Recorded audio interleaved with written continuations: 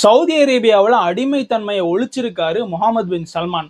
அதாவது கஃபாலா சிஸ்டம் அப்படின்ற ஒன்று அமலில் இருந்துச்சு 1950 இருந்தே சவுதி அரேபியாவில். சவுதி அரேபியாவுக்கு வெளிநாட்டிலேருந்து வேலை பார்க்க வர ஊழியர்களுக்கு அவங்களுடைய ஒட்டுமொத்த கண்ட்ரோலும் அவங்களுக்கு யார் வேலை கொடுக்காங்களோ அவங்களுக்கு கீழே தான் இருந்திருக்கு.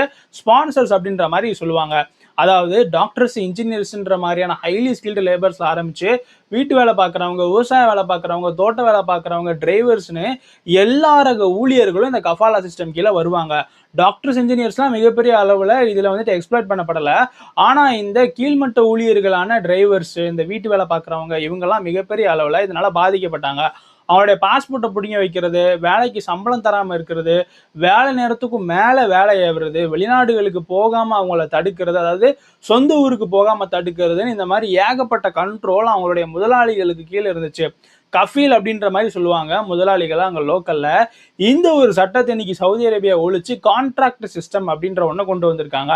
இதை பற்றின டீட்டெயில்டான வீடியோ நம்ம சேனலில் போஸ்ட் ஆகும். அதை பார்த்து உங்கள் சப்போர்ட்டை கொடுங்க. நம்ம சேனலை சப்ஸ்கிரைப் பண்ணாமல் பார்க்குறவங்க சப்ஸ்கிரைப் பண்ணிக்கிறீங்க.